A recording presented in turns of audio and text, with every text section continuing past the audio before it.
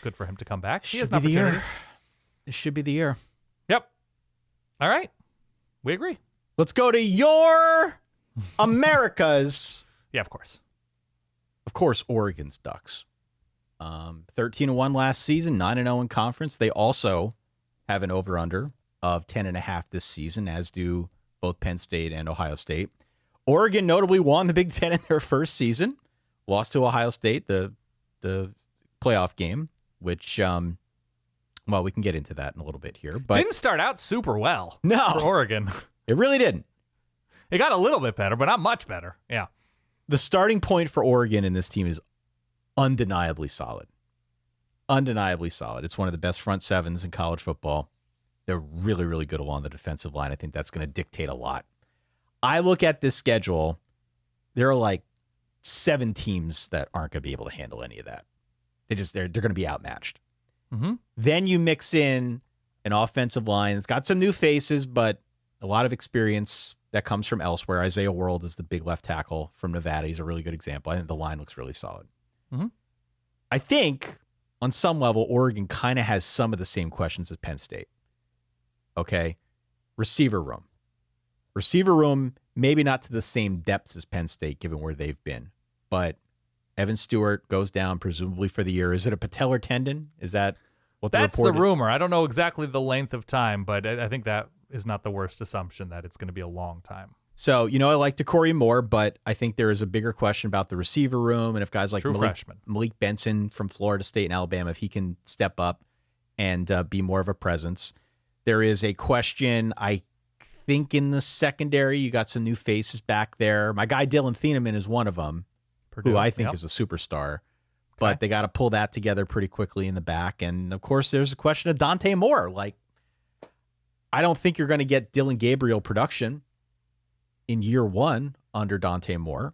Right. But I also think the ceiling longer term under Dante Moore is probably higher. I think he's a better quarterback or can be a better quarterback than Dillon Gabriel. So you factor all those things together, it's no secret that Oregon is going to be one of the teams that clearly is in the conversation for the conference for the playoff. Notably, they do not play Ohio State or Michigan on the schedule, which is great. They do get Penn State, Iowa, and Washington on the road. So there is ammo on this thing. Where are you at with Oregon relative to the Oregon we saw in 2024? So Oregon 2024, you look at how they spent. You look at who they brought in along the defensive line, in the secondary, obviously Dillon Gabriel, obviously Evan Stewart. They felt last year was that year. And they still haven't lost a regular season Big Ten game, but they lost to a Big Ten team in the playoff. And it looked like they were poised to go further in the playoff based on what they did during the regular season and in the Big Ten championship game, and they didn't.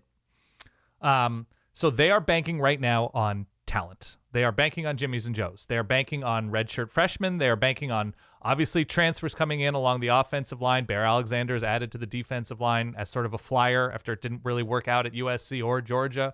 But he'll have an opportunity to improve draft stock and finish his career in a better way. Obviously, I think a connection with Dan Lanning from his time at Georgia. They are banking on unproven talent at receiver. They have the archetypes of receivers you would like, right? There's a tall guy. There's a fast guy. There's a short guy. There's a blue chip 5-star. It's like that old game, the old NES ice hockey game where you could just pick the body types, right? You've got all of them.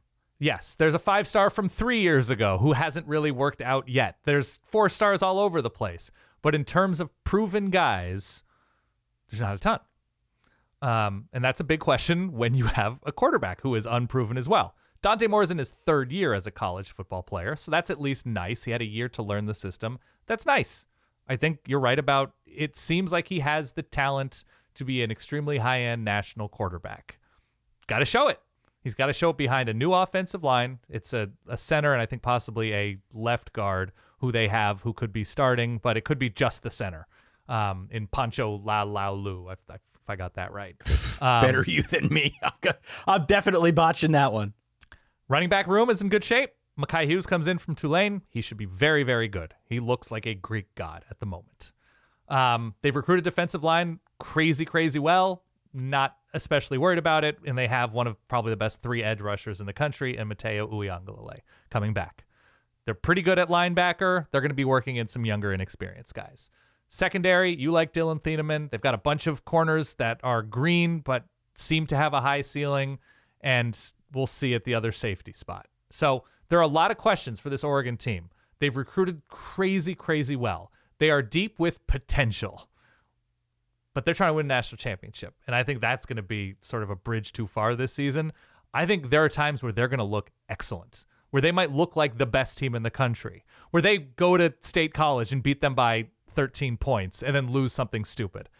All of that is on the table. I'm not banking on it, but I think the potential is there to look like absolute world beaters one week and then crater back down to earth another week.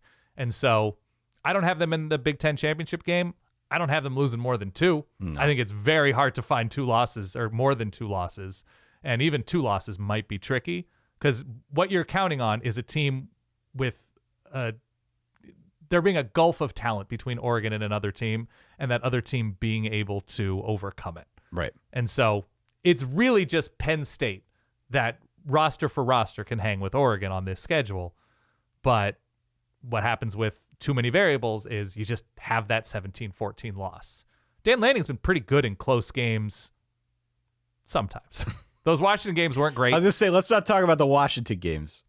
Bo Nix got hurt in one of them, let's be clear. Sure.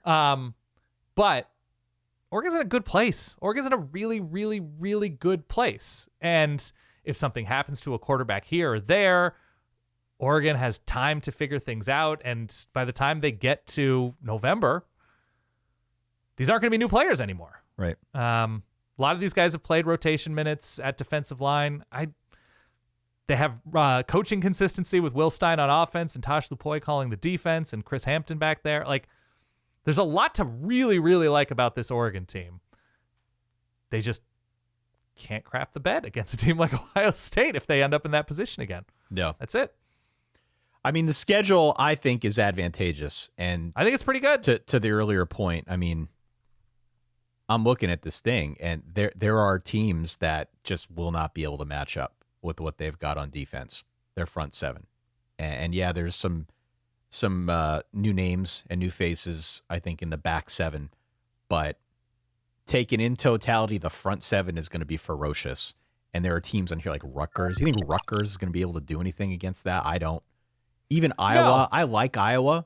I like Iowa a lot. We'll talk about them on the next episode. I think there's a lot to like about Iowa. But, even some of the higher end, like mid-tier teams are really going to have their hands full trying to move the ball on these guys because they're so good up front.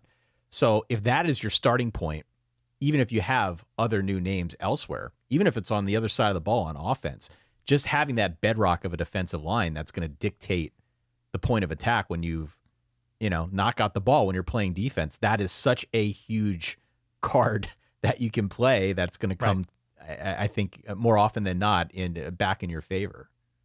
And look, and the important thing, too, is when you look at where this roster is, look at where the coaches and people behind the program decided they needed to spend money in the portal. It wasn't at receiver. No, it wasn't. That's a good point. It wasn't. They have a backup tight end coming in from Louisville.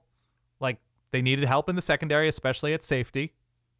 They felt like they could use at least depth along the defensive line. They didn't go after it at linebacker.